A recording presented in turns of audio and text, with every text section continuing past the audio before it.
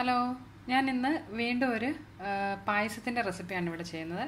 വിഷുവിനൊക്കെ സദ്യയ്ക്ക് വിളമ്പാൻ പറ്റുന്ന ഒരു പായസത്തിൻ്റെ റെസിപ്പിയാണിത്. ഇതെനിക്ക് ഒരു റിക്വസ്റ്റ് ഉണ്ടായിരുന്നതാണ് കടലപ്പരിപ്പ് കൊണ്ടുള്ള പായസം ഉണ്ടാക്കാനായിട്ട്. അപ്പം ഏകദേശം നമ്മുടെ ചെറുപയർ പരിപ്പ് പായസം പോലെ തന്നെയാണ് ഇതും ചെയ്തെടുക്കുന്നത്. നല്ല ടേസ്റ്റിയാണ്. ഇതിന് കടലപ്പരിപ്പ് പ്രഥമെന്നോ പായസമെന്നോ ഒക്കെ നമുക്ക് പറയാം കേട്ടോ. അപ്പോൾ ഇതെങ്ങനെയാണ് തയ്യാറാക്കുന്നതെന്ന് നമുക്കൊന്ന് നോക്കിയിട്ട് വരാം. പായസം ഉണ്ടാക്കുന്നതിന് ആദ്യം തന്നെ നമ്മൾ എടുത്തു വെച്ചിട്ടുള്ള കടലപ്പരിപ്പ് നമുക്കൊന്ന് റോസ്റ്റ് ചെയ്തെടുക്കണം. ഞാനിവിടെ 1 കപ്പ് കടലപ്പരിപ്പിൻ്റെ അളവാണ് കാണിക്കുന്നത് കേട്ടോ. ഞാൻ 1 കപ്പ് കടലപ്പരിപ്പ് നന്നായിട്ട് കഴുകി അതിൻ്റെ വെള്ളം ഒന്ന് തുറന്നു പോകുന്നതിന് മാറ്റി വെച്ചിട്ടുണ്ട്. ഇനി നമുക്ക് അതൊന്ന് വഴറ്റിയെടുക്കുന്നതിന് വേണ്ടി ഒന്ന് റോസ്റ്റ് ചെയ്യുന്നതിന് വേണ്ടിയിട്ട് ഞാനിവിടെ ഒരു പാനിൽ ഒരു ടേബിൾ സ്പൂണോളം നെയ്യ് ഒഴിച്ചു കൊടുത്തിട്ടുണ്ട്.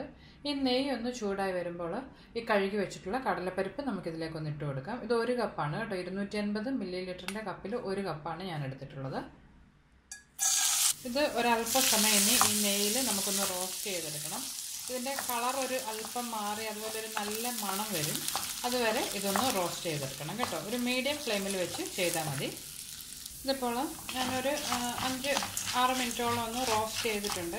അതിൻ്റെ ആ കളറൊക്കെ ഒന്ന് മാറി അതുപോലെ ആ ഒരു നല്ലൊരു റോസ്റ്റ് ചെയ്ത ആ ഒരു സ്മെല്ലും വരാൻ തുടങ്ങിയിട്ടുണ്ട്.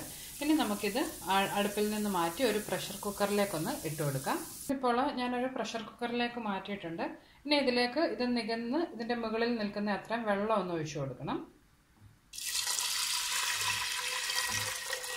ഇപ്പോൾ ഞാനിതിലേക്ക് ആവശ്യത്തിന് വെള്ളം ഒഴിച്ചു കൊടുത്തിട്ടുണ്ട്. നമ്മൾ അതിൻ്റെ മുകളിൽ നിൽക്കുന്ന പോലെ വെള്ളം ഒഴിച്ചു കൊടുക്കണം കേട്ടോ. എന്താണെന്ന് വെച്ചാൽ ഇത് വെന്ത് കഴിയുമ്പോൾ കുറച്ചുകൂടി ഒന്ന് വീർത്ത് വരും. അപ്പോൾ അത് കവർ ചെയ്ത് അതിൻ്റെ മുകളിൽ നിൽക്കുന്ന പോലെ വെള്ളം ഒഴിച്ചു കൊടുക്കണം. ഇതിനെ അടച്ചു വെച്ച് നമുക്ക് ഒരു മീഡിയം ഫ്ലെയിമിൽ 4 വിസിൽ ഒരു 4 വിസിൽ വരുന്നവരെ ഒന്ന് വേവിച്ചെടുക്കാം. 4 മുതൽ 5 വിസിൽ വരെ കേട്ടോ. മീഡിയം ഫ്ലെയിമിൽ വെച്ചുകൊണ്ട് വേണം. അപ്പോൾ നമുക്കിത് വെന്തതിന് ശേഷം ബാക്കി കാര്യങ്ങൾ നോക്കാം. അടുത്തായിട്ട് ഞാനിവിടെ ഒരു 1/4 കപ്പ് ചവ്വരി എടുത്തിട്ടുണ്ട്. ഇത് ഓപ്ഷണലാണ് കേട്ടോ. നിങ്ങൾക്ക് ഇഷ്ടമുണ്ടെന്നുണ്ടെങ്കിൽ ചേർത്താൽ മതി. എങ്കിലും നമ്മുടെ പായസം നന്നായിട്ടൊന്ന് കുറുകി കിട്ടാനായിട്ട് ഈ ചവ്വരി ചേർക്കുന്നത് കൂടുതൽ നല്ലതായിരിക്കും. അപ്പം ഞാനിവിടെ ഒരു 1/4 കപ്പാണ് ചവ്വരി എടുത്തിട്ടുള്ളത്. ഇതും ഒന്ന് നമുക്ക് കുറച്ച് വെള്ളത്തിൽ നന്നായിട്ട് അല്പസമയം ഇളക്കി ഒന്ന് വേവിച്ചെടുക്കണം. ചവ്വരിയൊക്കെ വേവിക്കാൻ എല്ലാവർക്കും അറിയാമെന്ന് ഞാൻ വിചാരിക്കാം. അതുകൊണ്ട് ഞാനൊന്നും എക്സ്പ്ലെയിൻ ചെയ്യുന്നില്ല കേട്ടോ. നമുക്കപ്പോൾ ഇതൊന്ന് വേവിച്ചെടുക്കാം. പിന്നെ ഞാനിവിടെ ഒരു 1/2 കിലോയോളം ശർക്കര എടുത്തിട്ടുണ്ട്. 1/2 കിലോ ശർക്കര ചേർക്കുമ്പോൾ തന്നെ ഒരുവിധം നല്ല മധുരമുണ്ട് കേട്ടോ. നിങ്ങൾക്ക് പിന്നെയും മധുരം കൂടുതൽ വേണമെന്നുണ്ടെങ്കിൽ ഒരു 600 ഗ്രാം അല്ല 700 ഗ്രാമിനടുത്ത് ശർക്കര വേണമെങ്കിൽ ഇതിലേക്ക് ചേർത്ത് കൊടുക്കാം. ഞാനിപ്പോൾ ഇതിവിടെ കുറച്ച് ചെറുതായിട്ടൊന്ന് ഉടച്ചെടുത്തിട്ടുണ്ട്. ഇതിലേക്ക് നമുക്കൊരു 1/2 കപ്പ് വെള്ളം കൂടി ചേർത്ത് ഒന്ന് ഉരുക്കിയെടുക്കണം. പിന്നെ നമ്മുടെ പായസത്തിന് വേണ്ടി ഞാനിവിടെ ഒരു 4 കപ്പ് തേങ്ങയുടെ 2ാം പാൽ എടുത്തിട്ടുണ്ട്. അതുപോലെ ഒരു 2 കപ്പോളം 1ാം പാലും എടുത്തിട്ടുണ്ട്. ഇത് ഏകദേശം ഒരു 2-3 വലിയ തേങ്ങ വേണ്ടി വരും കേട്ടോ. അത്രയാണ് ഇപ്പോൾ ഇവിടെ എടുത്തിട്ടുള്ളത്. പിന്നെ നമുക്ക് കുറച്ച് കാഷ്യൂനട്ടും കിസ്മിസും വേണം. പിന്നെ കുറച്ച് ഏലക്ക പൊടിച്ചതും കുറച്ച് ഈ നമ്മുടെ ചുക്ക് പൊടിച്ചതും ഉണ്ടെങ്കിൽ നല്ലതായിരിക്കും. അപ്പോൾ ഇത്ര ഇൻഗ്രീഡിയൻസ് ആണ് നമ്മുടെ പായസത്തിന് വേണ്ടത്. ഞാനിതിൻ്റെ എല്ലാം കറക്റ്റ് അളവ് ഡിസ്ക്രിപ്ഷൻ ബോക്സിൽ കൊടുത്തേക്കാം കേട്ടോ. ഇപ്പോൾ ഒരു മീഡിയം ഫ്ലെയിമിൽ ഒരു 4 വിസിൽ അടിച്ചതിന് ശേഷം നമ്മുടെ കടലപ്പരിപ്പ് ഇവിടെ വെന്ത് വന്നിട്ടുണ്ട്. നമുക്ക് ചെറുതായിട്ട് ഇതുപോലെ തവി കൊണ്ട് ഒന്നുകൂടി ഒന്ന് ഉടച്ചു കൊടുക്കാം. അതുപോലെ ഞാൻ ആ ശർക്കരയും പാനിയാക്കി എടുത്തിട്ടുണ്ട്. ഇനി നമുക്ക് ഇതെങ്ങനെയാണ് പായസം ആക്കുന്നതെന്ന് നോക്കാം. അതിനുവേണ്ടി ഞാനിവിടെ അടുപ്പിൽ ഒരു ഉരുളി ഒന്ന് ചൂടാകാൻ വെച്ചിട്ടുണ്ട്. ഇതിലേക്ക് നമ്മൾ ഉരുക്കി വെച്ചിട്ടുള്ള ശർക്കരയൊന്ന് അരിച്ചൊഴിക്കാം. ഈ ശർക്കരയിൽ ചിലപ്പം കുറച്ച് അഴുക്കൊക്കെ കാണും. അതുകൊണ്ട് അതൊന്ന് അരിച്ച് ഒഴിക്കുന്നതായിരിക്കും എപ്പോഴും നല്ലത്.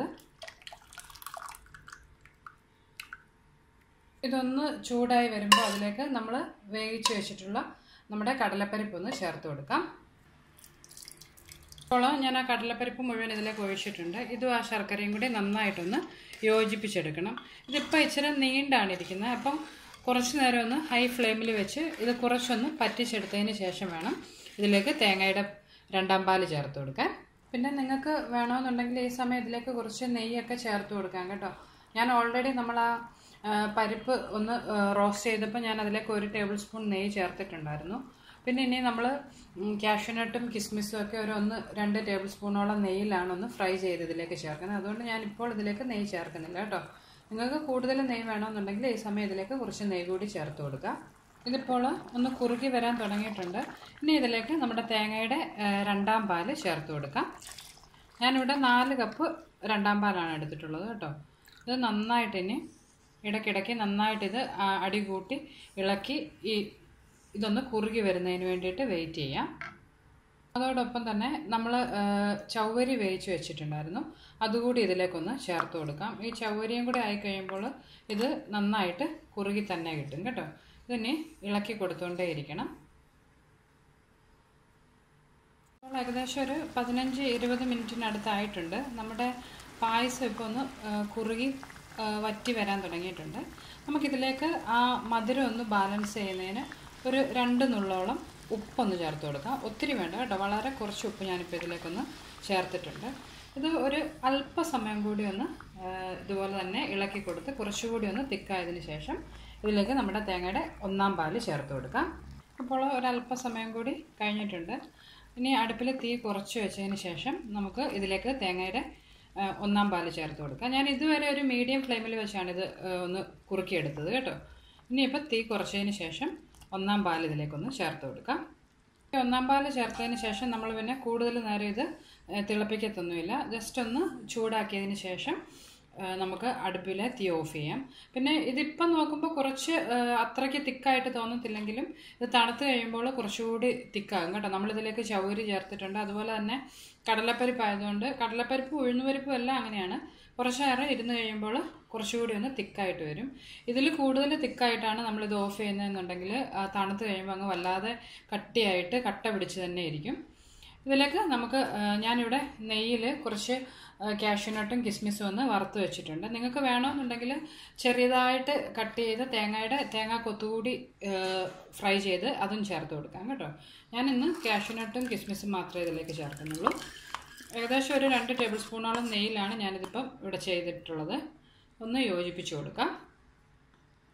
അതുപോലെ തന്നെ ഒരു നല്ല മണം കിട്ടുന്നതിന് ഒരു 1/2 ടീസ്പൂൺ വീതം ഏലക്ക പൊടിച്ചതും ചുക്കും കൂടെ ഞാനിവിടെ ചേർക്കുന്നുണ്ട്. ഞാനിവിടെ കുറച്ച് പഞ്ചസാരയിലാണ് ഇതൊന്ന് പൊടിച്ചെടുത്തിട്ടുള്ളത് കേട്ടോ. നമുക്ക് നന്നായിട്ടൊന്ന് യോജിപ്പിച്ചെടുക്കാം. അതിനുശേഷം ഇനി അടുപ്പിലെ തീ ഓഫ് ചെയ്യാം. ഇപ്പോൾ ഞാൻ ആ തീയൊക്കെ ഒന്ന് ഓഫ് ചെയ്തിട്ടുണ്ട്.